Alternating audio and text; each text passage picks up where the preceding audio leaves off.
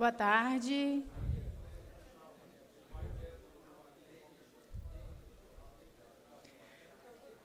Boa tarde. Vamos retomar as atividades do primeiro Cotton Santos. O evento é um sucesso graças ao apoio de todas as entidades envolvidas e o patrocínio da Hipercom. Nós vamos seguir agora com a apresentação no painel da atuação dos órgãos intervenientes. Vamos falar sobre fitossanitário com o senhor Roberto de Barros Santos, chefe do setor do MAPA do Porto de Santos.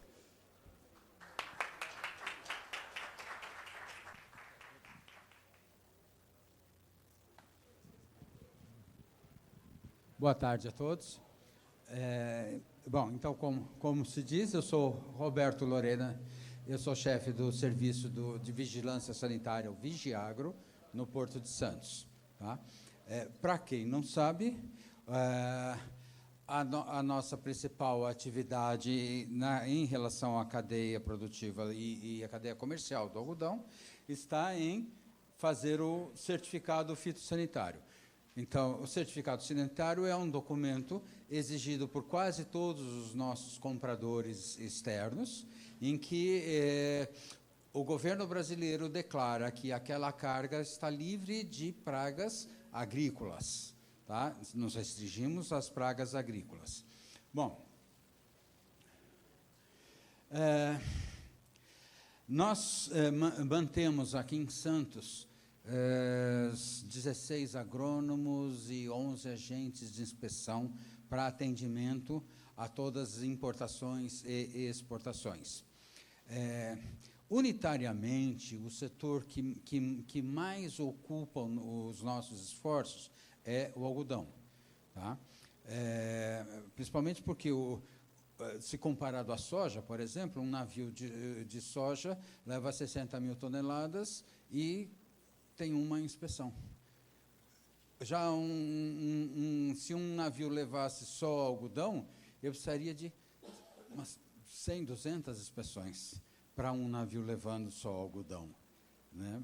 Porque o algodão ele segue em unidades de containers e não em porões de navio. Então, a cada 10 containers, eu tenho que escolher um para inspecionar, de forma amostral. Tá? Mas se aquela exportação, se aquela compra for de 1, 2 containers, do mesmo jeito eu vou ter que botar no chão um amostral. Então, o número de inspeções que eu faço em algodão é infinitamente maior do que o número de inspeções que eu faço em soja. Tá? Então, o pessoal ocupado, o esforço de governo, ele pesa realmente bastante para a gente. Hoje, aqui estão 35 REDEX, na verdade são 28 REDEX, né? É porque aqui eu acabei incluindo armazéns que não são REDEX, mas onde se faz inspeção de algodão. Mas, de qualquer forma, nós temos quase 40 locais de inspeção de containers de algodão, espalhados por Cubatão, Guarujá e Santos, todos os dias. Todos os locais são visitados nos 5 dias úteis. Tá? Mais ou menos a gente está inspecionando, varia dependendo da safra, mas entre 150 e 200 containers por dia, espalhado em 40 locais. Tá? É evidente que esses 150 ou 40 correspondem a 400, 500 containers, porque a gente faz de forma amostral. Tá? Essa exigência do país comprador tem que ser feita. Eu não posso dizer, não, eu finjo que vou, mas não vou. Não, isso não existe. Ele tem que ser posto no chão, a gente tem que ir lá. Sob o risco da gente fazer, eu finjo que faço, você finge que acredita, isso não dá para ser feito. Porque um dia que bate um inseto vivo lá na Turquia, e algum fiscal nosso assinou a certificação, esse certificado volta pingando pelos meios do Itamaraty até cair na cabeça do fiscal que assinou. Como você não viu que tinha um inseto vivo lá?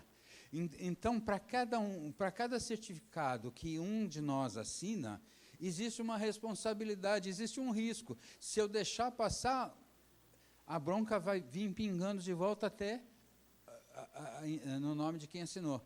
Então, é absolutamente obrigatória essa inspeção, uma vez que o comprador está acreditando no que a gente faz. O nosso documento tem que ter credibilidade. E, para garantir a credibilidade do nosso documento, a gente tem que ter absoluta certeza de que aquela carga está limpa.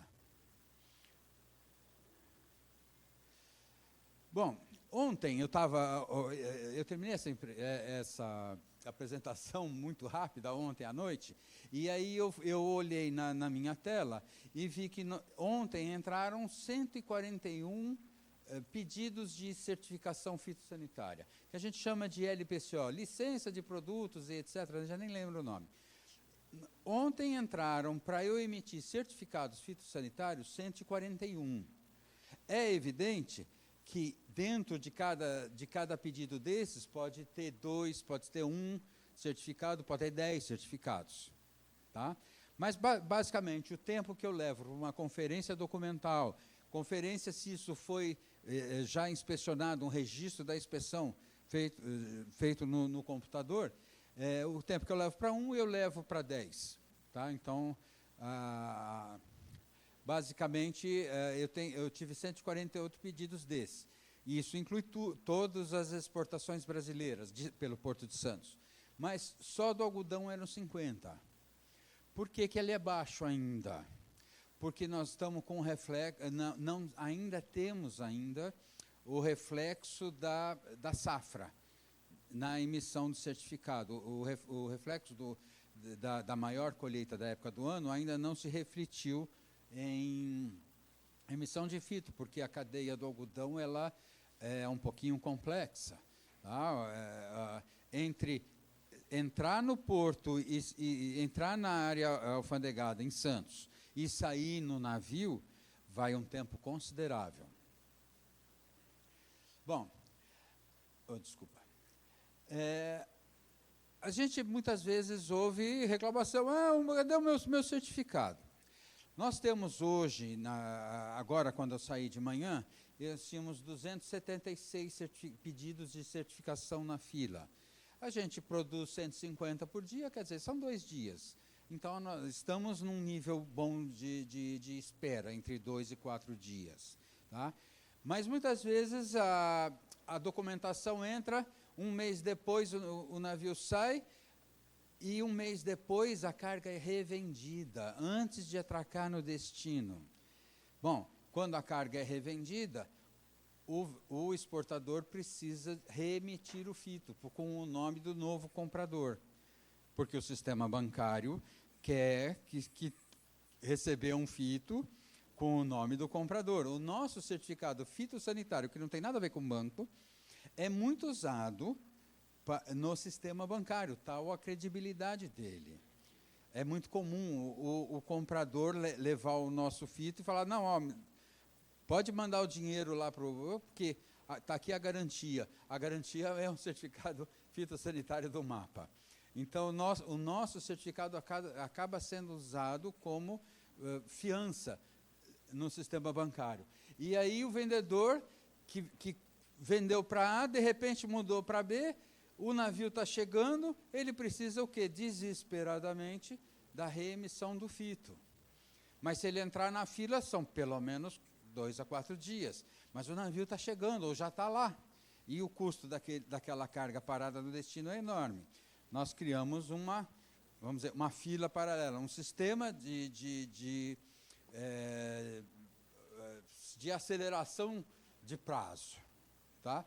Então, se o cara entrar em contato conosco e mostrar, está aqui o BL, o navio chegou, imediatamente alguém vai botar ele numa fila extra, que é a fila desses casos. Bom, outros motivos que atrasam a emissão do fito, erro em documentos, esse daqui é bem pouco, sabe? São poucos os casos, e isso graças aos serviços dos despachantes, São muito poucos os carros em que falta algum documento. Isso é muito difícil acontecer. Mas, se acontecer, a gente vai dar uma notificação e isso tudo é prazo que aumenta, porque vai entrar de novo na fila. Então, o maior é mudança de destinatário. Aqui é o grande motivo de um atraso. Aqui, instabilidade em sistemas eletrônicos. Lamentavelmente, nós estamos à véspera de mudar todos os sistemas eletrônicos, vai sumir os atuais, vai vir a do INPE, tá? Na área agrícola, a do INPE para exportação, e a DUI para exportação. Na área agrícola, vai demorar um pouco mais da simplificação dos sistemas. Vai ocorrer mesmo em julho do ano que vem, até julho do ano que vem. Então, como esse sistema atual ele vai ser abandonado, vamos dizer que o governo federal abriu mão de manter funcionando bem o atual sistema. Então, uma das coisas que nos atrasa é o funcionamento. Uma pessoa com um treinamento emite 30 a 50 certificados fitossanitários por dia. Mas você imagina, você clica e ele aparece lá, aguarde, e você passa lá 3, 5 minutos esperando o aguarde. Isso é o fim para a gente, né? Mas, infelizmente, temos que esperar até julho para mudar os sistemas. Tá. A alta demanda da safra. Nós ainda não chegamos na alta demanda. Já aumentou bastante, mas nós ainda estamos dentro da nossa capacidade operacional aqui no Porto de Santos. Vai superar? Vai superar a nossa capacidade. Então, nós vamos trazer, como fazemos todos os anos, trazer uma força-tarefa para conseguir atender a demanda daqui para frente. E outro ponto que também nos atrapalha muito, eu trouxe isso para falar daqui, porque eu sei que, com certeza, nós temos muitos despachantes presentes. Um pedido de emissão de fito, ele inclui o pedido da inspeção e depois da emissão do fito, os documentos, etc. Como é muito comum na cadeia do algodão, o algodão só ser de fato entregue mais de 30 dias depois da inspeção, o sistema abandona, ele caduca aquele pedido. A LPCO, que é o pedido, ele caduca, ele simplesmente cai. E aí o interessado tem que fazer um novo pedido, fazer referência à inspeção que foi feita no anterior. Quando a gente for analisar, duplica o nosso tempo, porque nós vamos abrir o atual e vamos ter que abrir aquele velho que já caducou. Então, o que eu estou sugerindo aos despachantes agora, se você entra com um pedido, emita o fito do jeito que está, peça a emissão antes dele caducar. Depois, quando você vender, aí você pede a remissão. Mas se você pedir agora, no menor prazo possível, já que não existe mais a exigência do BL na documentação, você pede no menor prazo possível, ele não vai mais caducar, porque eu vou dar o encerramento do processo nele. Eu vou dar o deferimento, que a gente chama. Tá? O pedido estando deferido, ele está congelado. Se um dia você quiser trocar aquele LPCO, eu vou lá, abro ele e faço ele de novo. Não tem problema ele estando deferido. Mas a vantagem dele estar deferido é que ele não caduca mais. Tá? E eu imagino que tenham muitos despachantes presentes, por isso que eu trouxe isso. Bom,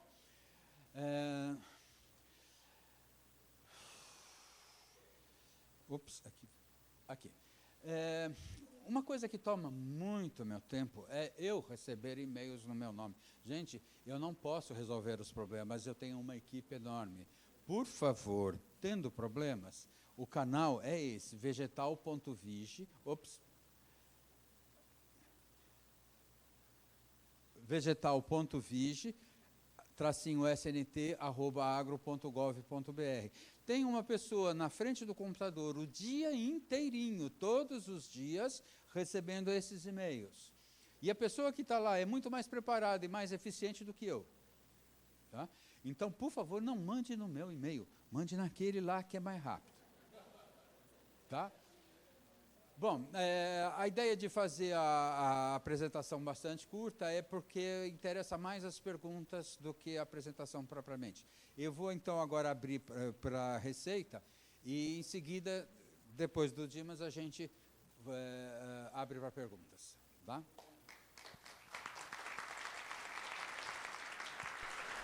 Obrigada, senhor Roberto Lorena. Agora a gente vai seguir falar sobre Redex com Dimas Monteiro de Barros, auditor fiscal, chefe do Serviço de Gestão e Infraestrutura Aduaneira, Alfândega do Porto de Santos.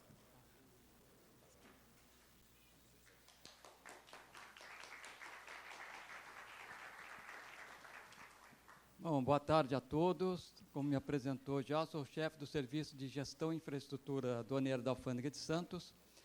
E nós somos responsáveis ali pelos processos de alfandegamento, de habilitação de Redex e algumas outras atividades que não vêm ao caso aqui.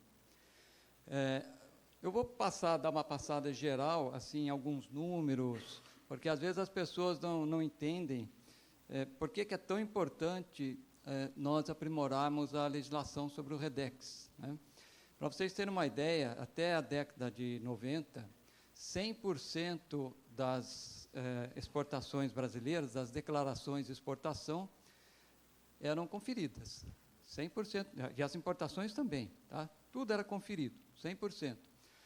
Na exportação, em 1993, entrou em operação o sistema Siscomex e passamos a fazer conferência através de um sistema chamado de parametrização. Então, nós temos os canais vermelho, laranja e verde na exportação. Vocês devem conhecer bem, né? O vermelho tem a verificação física e documental, o laranja só documental e o verde passa direto, é o desembaraço automático. Tá? Mas como assim desembaraço automático? Então, automaticamente ninguém vê nada? Não é bem assim, porque existe um filtro prévio para poder dizer, esse aqui pode ir para o canal verde, porque esse caso não gera muito risco. Então, a partir de então, passou-se a implementar um sistema de fiscalização por gerenciamento de risco que foi se aprimorando ao longo do tempo. Tá? Em 2017, entrou a DUI, que é a Declaração Única de Exportação, que aprimorou muito mais ainda, porque antes disso, para registrar a declaração de importação, a mercadoria tinha que entrar no recinto alfandegado, ou no Redex. Tá? O Redex não é alfandegado, ele praticamente faz uma atividade muito semelhante, só que voltada única e exclusivamente para exportação. Então, vamos dizer, as formalidades para habilitar um Redex são bem mais simples do que para alfandegar um recinto. Tá? Então, já havia uma certa perda de tempo aí, porque a primeira mercadoria, o container, ou a mercadoria solta, a carga solta, tinha que entrar no recinto alfandegado, o depositário dava presença de carga, só a partir de então que o exportador podia registrar a sua DUI. Então, às vezes, entre a entrada no recinto, o registro, se perdia algum tempo. Com a DUI, em 2017, mudou completamente a maneira de se ver isso, e o exportador registra a declaração a hora que ele quiser. Tá? Então, o produto pode estar lá na fábrica ainda, pode estar lá no produtor, ele já pode registrar a declaração de exportação, para já ir adiantando. Tá? Claro que no caso do algodão, por exemplo, ele vai emitir a nota fiscal e já pode, se já tiver pronto para exportar, e já emite a declaração de exportação. Mas a mercadoria ainda tem que entrar no recinto alfandegado ou no Redex, e no momento que entra, que ocorre a recepção da mercadoria pelo recinto aduaneiro, seria um desses dois, alfandegado ou Redex, se já tiver uma declaração de exportação, uma DUI registrada, automaticamente já dá canal, tá? O verde, o laranja e o vermelho. Os canais continuam. Na década de 90, quando foi implantado, mais ou menos era 30%, 40% de canal vermelho. Tá? Com o desenvolvimento das técnicas de gerenciamento de risco, a quantidade de canal vermelho foi caindo significativamente ano após ano. Hoje, o canal vermelho, na alfândega, na exportação, é menos de 1%. Tá? Então, é muito raro vocês terem um caso, vocês sabem disso, de uma exportação que caiu no canal vermelho. O que não significa que não tenhamos controle, porque se mudou um pouco o paradigma de achar que todo mundo, se deixar, faz coisa errada, para fazer o contrário. O paradigma é: a grande maioria trabalha corretamente e uma pequena minoria é que trabalha incorretamente, portanto, é nessa pequena minoria que nós temos que ficar de olho.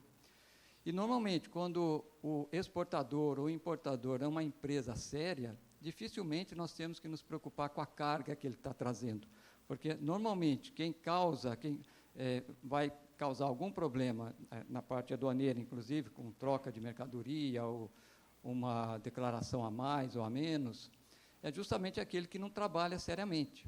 Então, o foco passou a ser muito mais nas empresas, nos intervenientes, do que na própria mercadoria.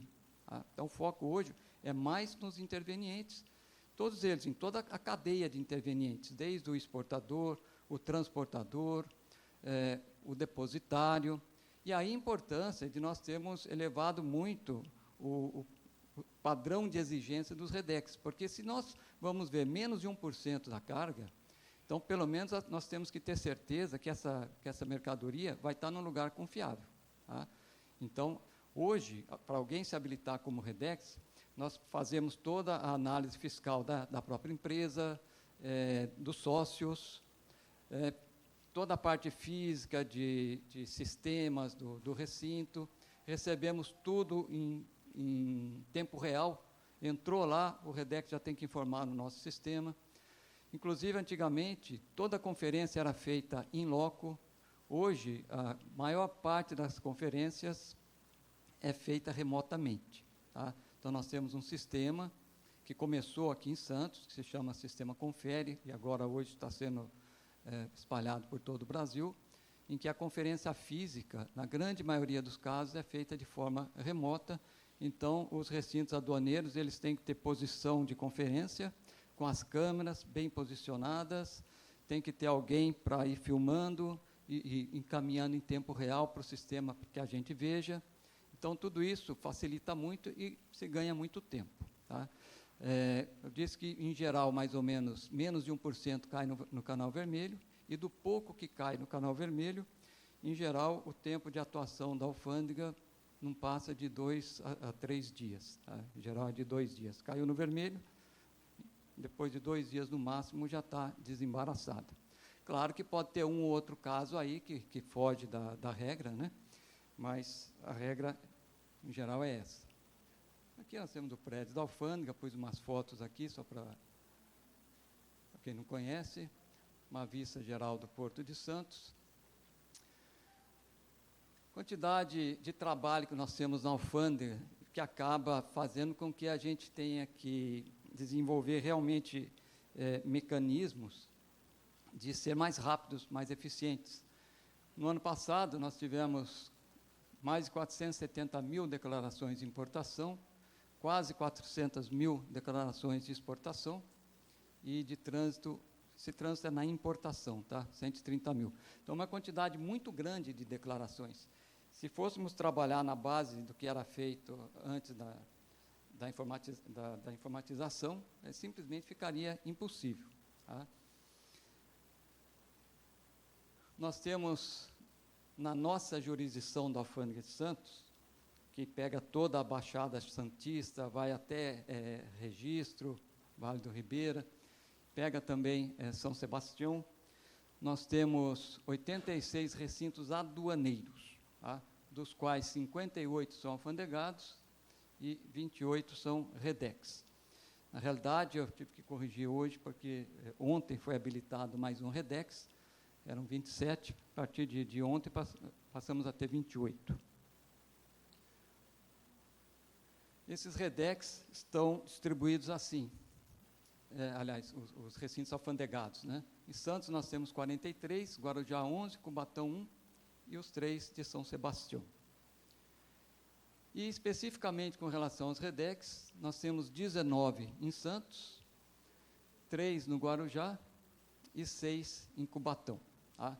Em São Vicente, está aqui pertinho, tínhamos um REDEX, depois fechou, e depois, durante algum tempo, a nossa regra, porque o grande problema é, nós tínhamos uma dificuldade de ter, por exemplo, imagine se tivéssemos 80 Redex, como é que nós faríamos para atender 80 Redex? Era praticamente impossível, porque o nosso corpo funcional é limitado. E a conferência era feita nos recintos. Então, para alguém se deslocar o tempo todo para todos esses recintos, ficava muito difícil.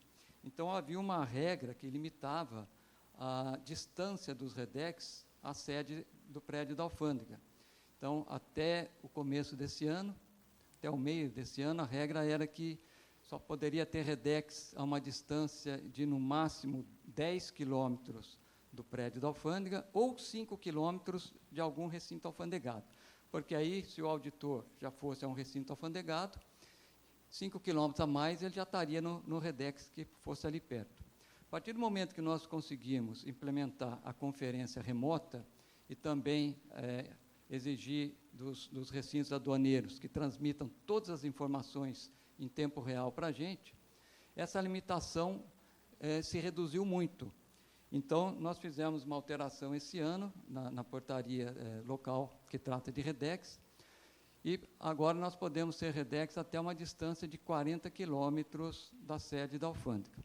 Isso significa que hoje é possível também que haja Redex no município de São Vicente, e eles têm muita área lá em São Vicente, e também em Praia Grande. Tá? Então, já existem estudos de empresas que querem abrir Redex numa dessas duas cidades.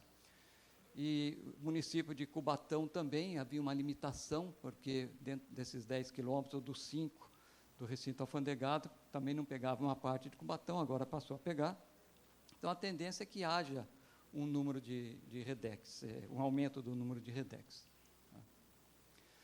Porque essa preocupação toda também nossa com a fiscalização na exportação, porque alguém pode dizer, bom, na exportação, como regra geral, não há incidência de tributos, né?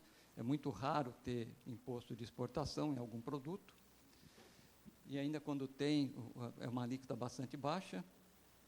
Mas, hoje em dia, a nossa preocupação, uma das grandes preocupações, que antes a preocupação era só realmente de haver irregularidade na exportação em si, mas, de uns anos para cá, passamos a ter a preocupação também com a inserção de drogas, principalmente cocaína, nos contêineres de exportação. Tá? Isso se tornou um problema muito sério. Então, vocês vejam aqui, por exemplo, que a partir de 2016, quando os nossos equipamentos de scanner começaram a funcionar de forma mais efetiva, porque todo recinto alfandegado ele é obrigado a ter um scanner, ou compartilhar o equipamento de scanner com outro alfandegado. Então, hoje nós temos condições de escanear tudo o que quisermos. Na importação, nós escaneamos 100%, e na exportação ocorre o escaneamento para alguns destinos, tudo que vai para a Europa, tudo que vai para a África, e mais alguns outros destinos. E por que esses destinos? Porque são os destinos visados para receber a droga. Tá? Então, chegamos até o pico em 2019 de apreensão de 27 toneladas de cocaína aqui na Alfândega de Santos. Tá? Só na Alfândega de Santos. A partir do momento que nós passamos a escanear tudo que vai para a Europa, tudo que vai para a África, passamos a trabalhar com scanners de melhor qualidade também, houve uma fuga dos traficantes para outros portos, o que não significa que aqui ainda não tenha, tá? Ainda tem muita tentativa de inserção de droga, normalmente é no container, mas aí a gente aperta, por exemplo, no escaneamento do container dentro do recinto, eles tentam colocar no caminho, aperta também o gerenciamento de todo o trajeto, eles tentam pôr direto no navio. Então, eles são bastante criativos e têm muitos recursos para isso. Então, uma das maneiras de colocar, por exemplo, é no casco do navio, na parte do navio embaixo, que se chama sea chest.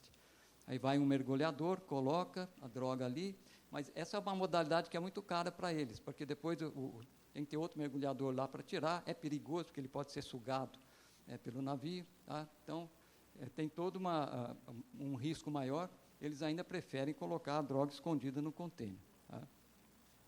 Em 2024, até o momento, tivemos 3,5 toneladas. Esse ano tivemos uma apreensão recente de 1.200 quilos, tá, de droga, escondida em sucata metálica, isso é cocaína. Uma outra apreensão em açúcar, 880 quilos, então são apreensões grandes, realmente. No café, 380, são alguns exemplos apenas. No algodão, não tem muito, mas também tem. Tá? No algodão, por exemplo, houve uma apreensão de 67 quilos. Tá? Tem até um filme aí, ele cortando cocaína ali.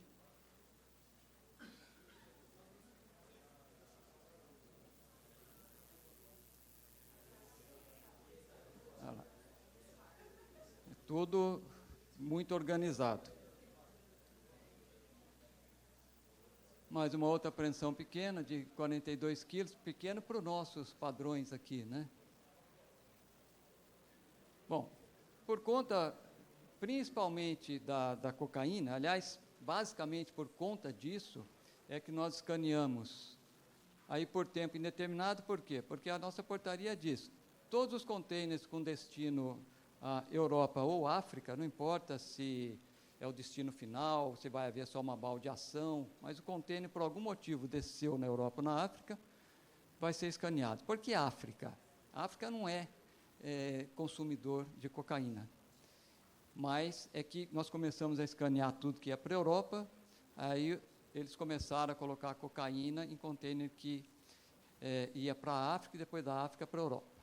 Tá? Então, nós passamos a escanear o que vai para a África também. Então, isso por tempo indeterminado, e de vez em quando a gente solta uma portaria estabelecendo alguns destinos por tempo determinado. Tá? Então, hoje, de julho até dezembro, tem mais esses 10 destinos que estão sendo 100% escaneados. Dependendo do resultado, nós vamos trocando esses destinos. Tá?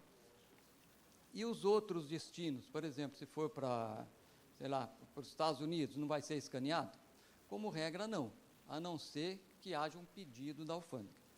Aí vai ser escaneado. Tá?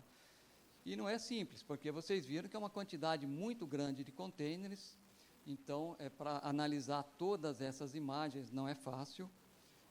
Nós temos na alfândega um sistema de inteligência artificial que ajuda nessa análise, mas, no final das contas, são servidores com muita prática nisso, fazer isso todo dia, que analisam muito rapidamente. Quem não está acostumado, olha, não vê nada, quem tem o olho clínico já percebe que ali tem alguma coisa de diferente.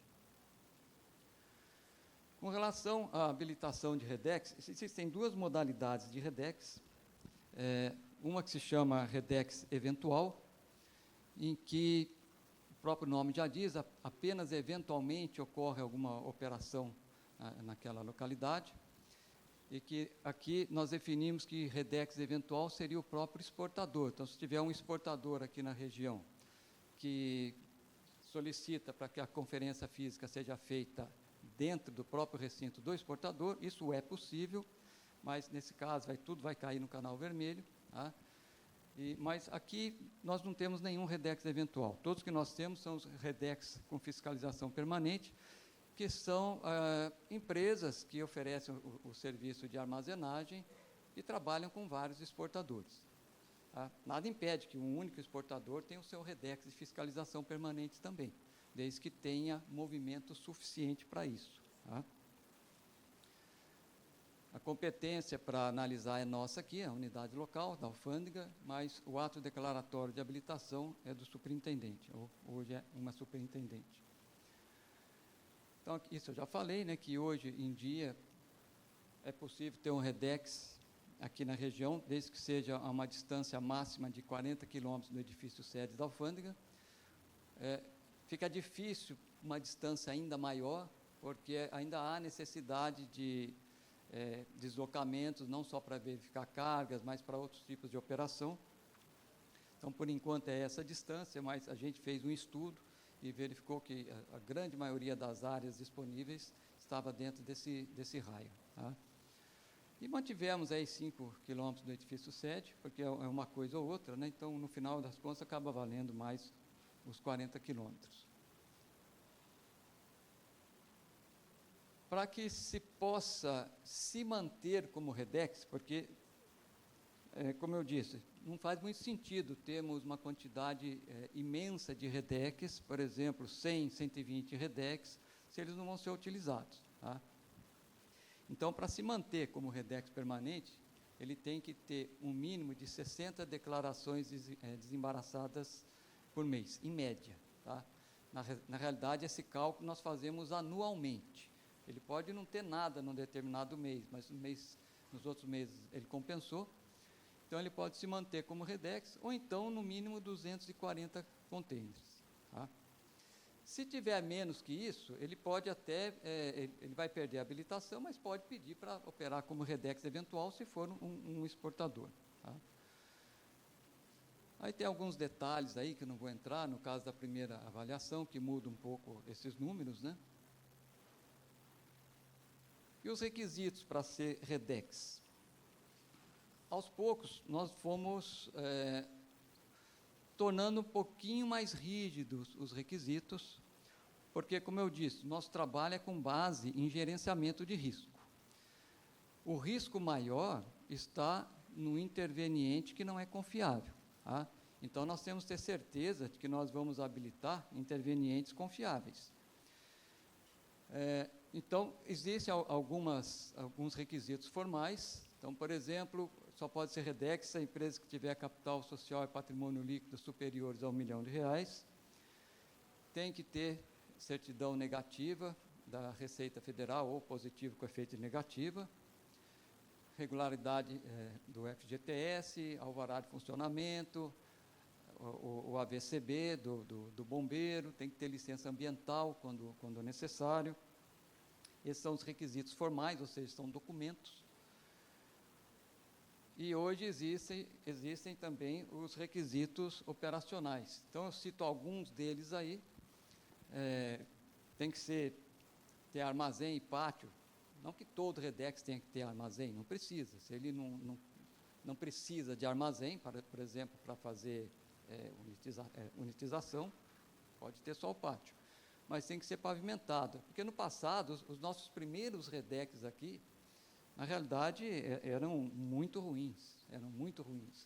Eram todos, muitos deles cheios de lama, mal dava para andar ali, causava até risco à própria carga. Tá? Mas no começo, como foi a implantação da sistemática, se aceitava um REDEX com, vamos dizer assim, com um nível de exigência menor, mas aos poucos essas exigências foram aumentando, por questões de segurança principalmente. Então tem que estar todo cercado, tem que ter área de conferência física, inclusive se houver necessidade, tem que ter capacidade de transmissão das imagens da conferência. Aí são outras coisas, balança, sistema de rastreamento de veículos. Isso é muito importante porque boa parte das drogas é colocada no caminho entre o REDEX e o operador portuário. Tá?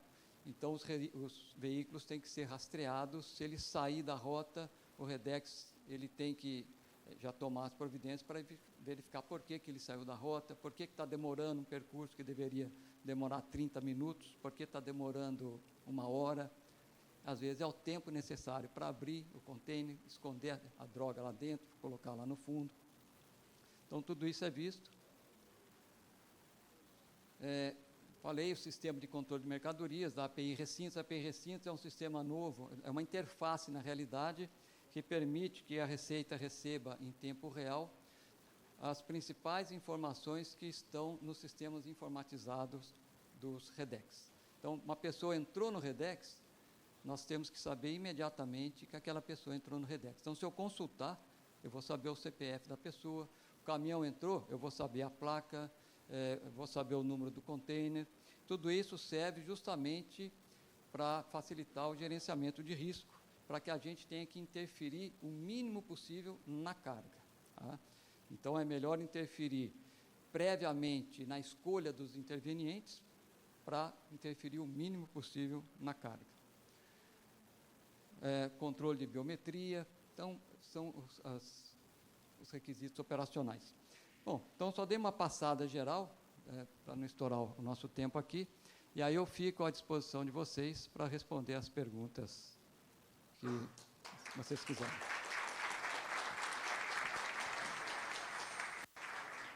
Ficamos por aqui, então, nós temos à disposição. Ninguém vai perguntar nada, então podemos? Estamos dispensados?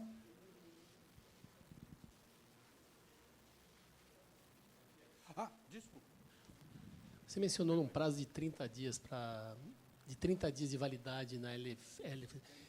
Não tem como aumentar esse prazo de validade? Dobrar? Olha, no começo eram 15. E aí, quando nós não sabíamos, deu o 15º dia, caiu tudo. Porque nenhum saiu em 15 dias. Caiu tudo. E nós ficamos olhando para a cara do outro, mas caiu por quê? Bom, voltamos ao órgão federal de gestão dos sistemas eletrônicos, SERPO, todo, né? Caiu tudo. Não, então aumentamos para 30. E daí não conseguimos. Por mais que a gente não tenha uma força política suficiente para explicar ao governo federal que 30 dias atrapalha horrivelmente o nosso serviço. Não foi falta de tentar. O meu chefe sabe, o chefe do meu chefe, o chefe do chefe do chefe, até o ministro sabe. Mas nós não temos uma força suficiente para obrigar o SERPRO, ou seja lá quem foi que gera esse negócio, para aumentar para 90 dias.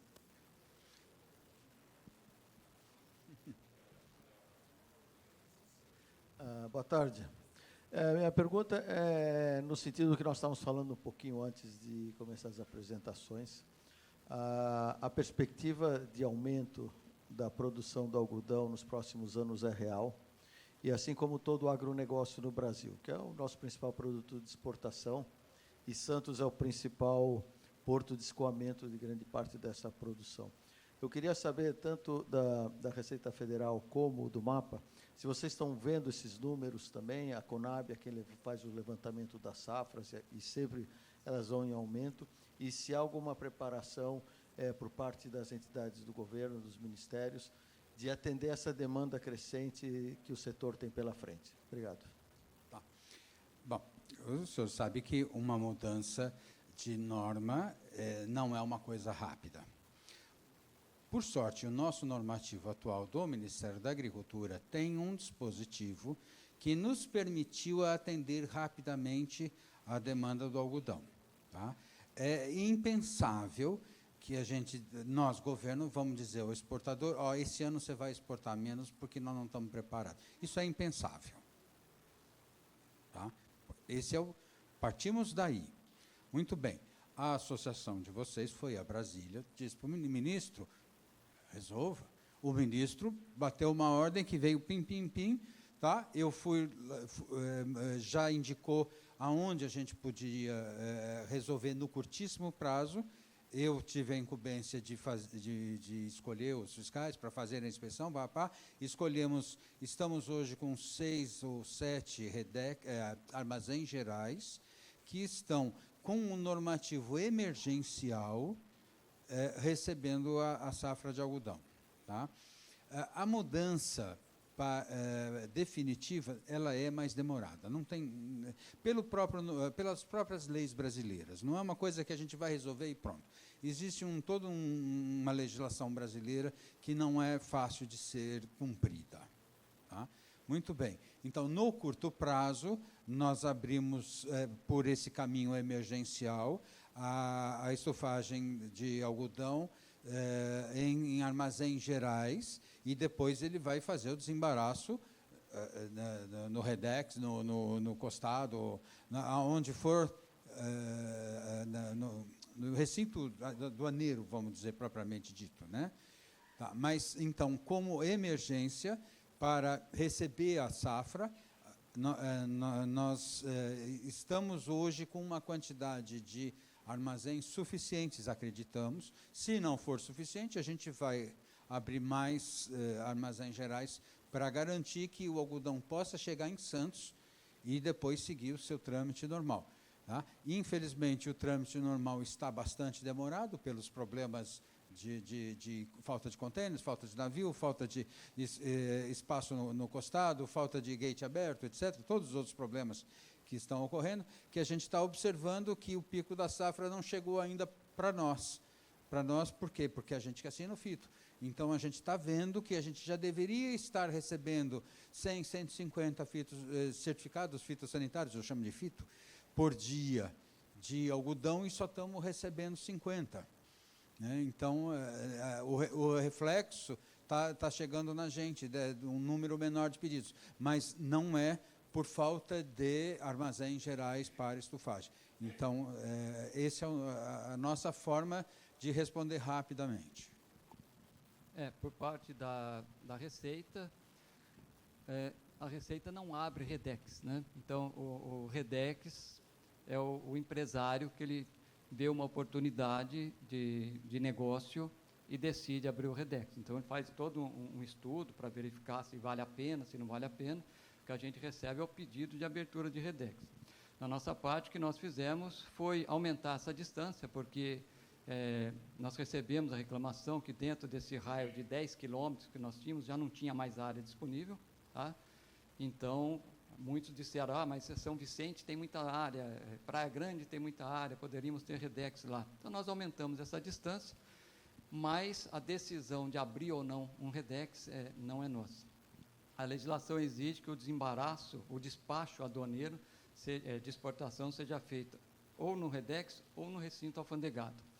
E isso aí sai totalmente do nosso controle, autorizar que seja feito em outro lugar, porque é uma legislação nacional. O que a alfândega tem feito, não só a alfândega de Santos, mas as unidades aduaneiras do país inteiro, existe uma comissão que chama COFAC, que é a Comissão Local de Facilitação do Comércio Exterior, de reunir todos os intervenientes, muitos de vocês já participaram dessas reuniões da COFAC, em que, embora não sejam problemas necessariamente da alfândega, é um fórum em que todos os intervenientes trazem os seus problemas. Tivemos uma COFAC na semana passada, os representantes dos produtores de algodão estavam lá, participaram, levaram alguns problemas, que nós vimos que a maioria dos problemas, infelizmente, estavam fora do alcance da alfândega, porque problemas de atracação de navio, de cancelamento de escala, cobrança de armazenagem. A alfândega não entra, nem pode, por falta de competência legal, entrar em questões comerciais entre as entidades privadas. Mas o que a gente pode fazer é colocar, a alfândega preside, né, a COFAC, mas o MAPA participa de toda a COFAC, a Anvisa, todos os intervenientes, a autoridade portuária, porque aí, às vezes, são problemas que não podem ser resolvidos por um órgão sozinho, às vezes precisa de dois, e muitas vezes precisa do interveniente privado. O que a gente consegue resolver aqui, a gente resolve, o que não consegue, sobe, vai para Brasília, para uma comissão nacional, que aí é a CONFAC. Tá? Alguns resultados têm tido, algumas pautas ficam se repetindo em várias COFACs, mas a gente tem procurado fazer grupos de trabalho para discutir pontos específicos, tá? Mas, infelizmente, a Receita não tem como criar mais espaço para armazenagem. Mas eu acredito que o problema maior nem seja esse. Pelo que eu ouvi, o problema maior realmente são as perdas de embarque, os atrasos, e aí sai um pouco da nossa alçada. Olá, boa tarde. Nos embarques para a Turquia exige que a gente não pode ultrapassar 14 dias entre a data da inspeção da carga e a data do BL. Né? Quando isso acontece, a gente tem que pedir uma nova inspeção dos containers. E aí, com esses atrasos, né, e rolagens de navios, por uma questão dos armadores, a gente tem que realmente solicitar a nova inspeção, o que acaba gerando custos adicionais para o exportador, né, e transtornos também para os terminais, os REDEX ou armazéns, enfim, porque já estão cheios e precisam reposicionar esses containers.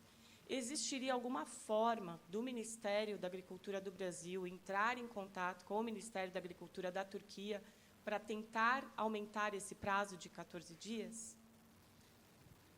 Nós temos adidos agrícolas em vários países do mundo. Tá? Eu não sei se temos exatamente na Turquia, que não faz parte da comunidade europeia. Sim, mas cabe a gente acionar e pedir uma revisão.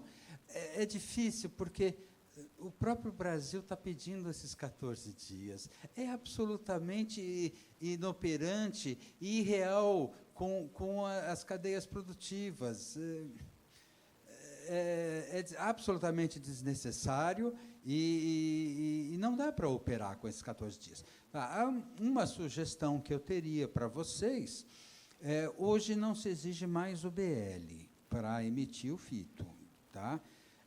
Como o algodão ele só vai ter o peso determinado na hora que o guindaste puxar para pôr no navio, só naquela hora você vai saber o peso real. E, às vezes, você tem que mudar o fito, porque, na hora que você estufa, você não sabe exatamente quanto pesa cada fardo. Né? Então, mas peça o fito o quanto antes. Está garantido o fito lá, emitido. Quando o navio for sair, aí você vai puxar o BL, aí você pede uma reemissão do fito. E aí você vai ter ele produzido com aquela data, e inclusive sem citar a data de inspeção, porque eu só tenho que citar a data de inspeção quando eu emito o certificado após a saída do navio, para justificar. O navio saiu dia 5, mas o meu certificado foi emitido dia 10. O comprador vai lá, como é que pode isso? O navio já tinha saído e você fez a inspeção e o navio já tinha ido embora? Por isso a gente cita a data da inspeção.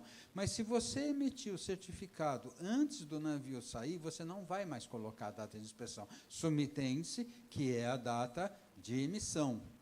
Tá? A maior parte dos certificados que nós recebemos nas importações, ninguém fala em data de inspeção, porque ele é sempre emitido antes de sair. Então, se você pedir o certificado o mais rápido possível, primeiro, a LPCO está congelada, ela não muda mais, ela não vai caducar. Segundo, você tem aquela data, aí depois você tem o BL, lá na frente você tem o BL, aí você mostra para mim o BL, olha, o peso era um pouquinho diferente, o BL saiu de tal. E aí, então, você pede uma reemissão, ele vai sair sem data de inspeção, aí eu explico lá, eu estou emitindo agora, porque eu estou substituindo aquele que foi feito naquela data. Mas aí você tem mais compatível. É uma opção, tá? Para evitar a reinspeção. Mas eu acho pouco provável que a gente consiga fazer a Turquia mudar de ideia. Doutor Dimas, a gente escuta sempre uns comentários de que a pessoa não consegue entender, né? Quando há necessidade de se ter mais REDEX, né? Acho um absurdo que a alfândega descredencie alguns recintos. O senhor podia fazer algumas considerações, quer dizer, o que leva, então, um REDEX então, a ser descredenciado? Porque essa pergunta eu acho que é importante, até para o pessoal ter esclarecido, ter esclarecimento de que não se trata de um rigor da alfândega, mas sim de descumprimento do que determina a lei. Há duas possibilidades para o descredenciamento de um REDEX. Um é que ele tenha sofrido um auto de infração de cassação. Tá? Que é alguma infração prevista na Lei 10.833. É raro esse caso, já aconteceu, mas é raro. O que é uma infração que nós consideramos grave, por exemplo? O REDEX, ele tem a sua área, às vezes ele não tem espaço suficiente naquela área. O que ele faz? Ele usa uma outra área, deixa os contêineres armazenados nessa outra área, que não tem nenhum tipo de controle, não tem câmeras, não tem nada, não está habilitada para isso, e usa aquela área como se fosse uma extensão do REDEX. Tá? Às vezes é uma área próxima, às vezes é uma área muito distante da área do próprio REDEX. E esse é um fato muito grave, porque a Receita está achando que o contêiner está num local seguro, monitorado, quando, na realidade, ele está num local, sabe-se lá onde é. Tá? E, na maioria das vezes, sem o conhecimento do exportador. O exportador, ele mandou para o REDEX, achando que está no REDEX. Isso, na realidade, é uma infração contra o próprio exportador também, que está achando que a sua carga está num lugar seguro e pode estar num lugar onde todo mundo entra e sai sem nenhum tipo de controle, abre, fecha sem nenhum controle, insere droga ali dentro. Bom, isso é um fato grave que pode levar a um auto de infração, tem direito à defesa, julgamento em 2 instâncias e pode ter a cassação. Esse é um primeiro caso que nós chamamos de, ele foi descredenciado por ter cometido uma infração grave. Tá? Um outro motivo que pode levar ao descredenciamento é o descumprimento de requisitos. Então, por exemplo, um dos requisitos para ter REDEX é que ele tenha as câmeras de monitoramento e transmita essas informações, que ele tenha controle de quem entra e quem sai do REDEX por biometria, por exemplo, pode ser digital, pode ser facial, e são aqueles requisitos que nós colocamos ali. Quando nós verificamos que o REDEX não está cumprindo requisitos, o que nós fazemos é uma intimação, nós não descredenciamos imediatamente, nós intimamos e damos 30 dias para que regularize os requisitos. Então, se ele não tem câmeras de monitoramento, tem 30 dias para colocar as câmeras. Se ele não está filmando, por exemplo, a estufagem, ele tem 30 dias para colocar as câmeras.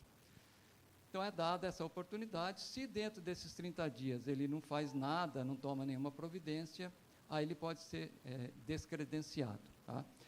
Mas, assim, nós tivemos poucos REDEX descredenciados, dessa forma. Recentemente tivemos alguns, foram descredenciados, mas voltaram em seguida, porque eles cumpriram os requisitos, e porque esse descredenciamento por descumprimento de requisito, o REDEX pode voltar a qualquer momento. Ele foi descredenciado hoje, cumpriu o requisito amanhã, ele já pode pedir para voltar. Diferente do descredenciamento da cassação por infração. Aí ele tem que esperar 2 anos. Tá?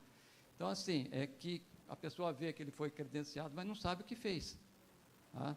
É como ficar, assim, fiquei com pena porque ele levou uma multa, mas ninguém viu que ele estava a 180 km por hora num local onde a velocidade era 70. Tá? Ninguém é descredenciado sem motivo. A gente evita o descredenciamento porque hoje o nosso foco é na conformidade. Tá? Então, é dada toda a oportunidade, dificilmente um REDEX é descredenciado por descumprimento de requisito, só se realmente não fizer nada. Tá? Agora, por cassação, tivemos alguns poucos casos, mas tivemos. E outros que são descredenciados a pedido. Já tivemos casos também, ele chegou à conclusão, olha, não quero mais operar como REDEX, eu tenho uma outra destinação para a minha área e pede para ser desabilitado. Então, também tem essa situação. Oi, boa tarde. Eu gostaria de saber como está sendo o diálogo sobre a realização da fiscalização remota do Mapa em Santos. Tá. Não dá para ver inseto pela câmera de TV. Tá? Nós operamos com o sistema que a Receita Federal desenvolveu junto com a Arbitrar e definitivamente não dá para ver inseto, principalmente se ele estiver voando. A câmera não vai ver. Tá? E aí, do momento que nós já estamos lá com o fiscal presencial, com o agente presencial, já que ele está lá presencial, ele já vai fazer o vinho, vai fazer a lata de atum, vai fazer todas as importações. Se ele tem que ir para fazer frutas, algodão, café, nós praticamente abandonamos o sistema Confere. Agora nós estamos retomando para alguns casos de rótulos, mas são casos muito pontuais, né? Então, infelizmente, não pudemos aproveitar bem o sistema Confere como faz a Receita. Eu adoro andar lá por dentro da Receita, dezenas de fiscais, cada um com a sua tela, e, de repente, ele levanta e eu vou aí. É mais ou menos isso. Né? E, lógico, eles multiplicam vezes 10 a atividade deles, e a gente não tem Não tem como fazer, porque não dá para ver um certo... Por melhor que seja a imagem, não dá. A gente tem que ir lá.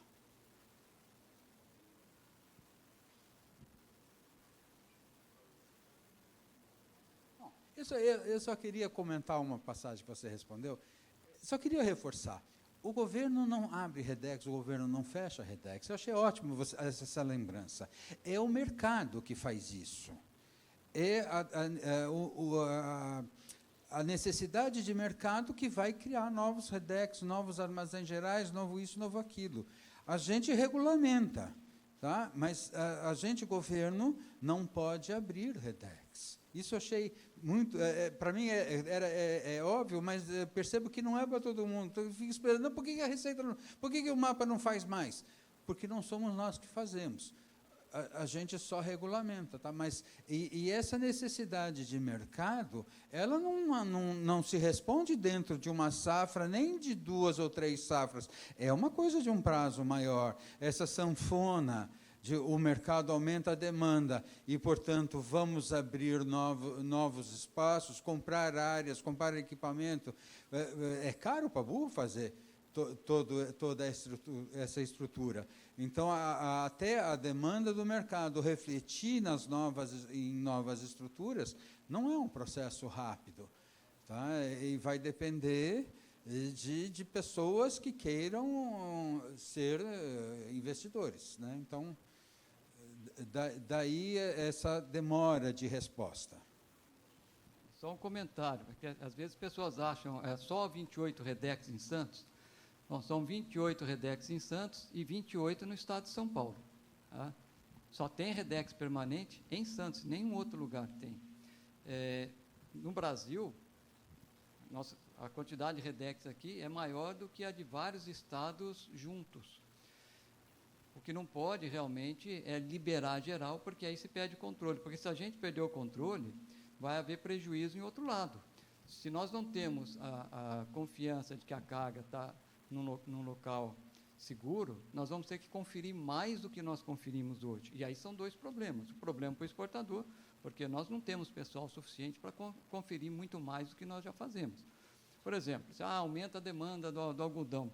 Se triplicar as exportações de algodão, se elas triplicarem, nós atendemos normalmente sem nenhum problema do ponto de vista do despacho, porque a nossa atuação é no canal vermelho. E dá para contar nos dedos os canais vermelhos de contêiner de algodão. Tá? Tem alguns? Tem, mas são poucos. Então, se tem, vamos dizer, tem 10 no mês. Se tiver que ter 30 no mês, dá para fazer do mesmo jeito. E triplicou. Aumentou o verde. O problema é a capacidade realmente de armazenagem, a capacidade dos operadores portuários, dos armadores, tudo isso é uma outra história. Mas a gente não pode abrir mão da segurança do recinto aduaneiro, porque senão nós vamos ter que exigir do outro lado, que é jogar mais no canal vermelho. O pouco de algodão que ainda cai no canal vermelho é porque existe uma aleatoriedade. Tá? O canal vermelho pode ter 2 motivos. Caiu no vermelho por uma aleatoriedade do sistema, tá? Ou então porque houve um direcionamento. Direcionamento, normalmente, é quando se tem a desconfiança em cima do próprio exportador, em cima do importador. No caso do algodão, praticamente são sempre as mesmas empresas. Não existe motivo para direcionar, essa empresa aqui tem que direcionar. Então, esse pouco que cai é ainda do aleatório, que aqui em Santos nós reduzimos o aleatório ao mínimo que o sistema aceita. Tá? Ao mínimo que o sistema aceita. Não é menos, porque não tem como pôr menos no sistema. Porque até na importação, a gente descobriu que o aleatório realmente é meio burro. Porque a conferência direcionada é muito mais inteligente, porque alguém viu todo o dossiê da empresa, da situação, casos pretéritos. Tá? Mas então esse pouco que ainda cai é por conta do aleatório, que a gente já tentou em Brasília diminuir o nosso aleatório. Eles falaram, não, já está no mínimo, tem que mudar todo o sistema, não tem jeito. Mas é muito baixo esse aleatório, bem baixo mesmo. Muito bem. Então, muito obrigado. Obrigado. Obrigada, senhor Roberto Lorena, Dimas, muito obrigada. Agora a gente vai ter um coffee break, vamos voltar pontualmente 3h30. Um coffee break aqui no primeiro piso.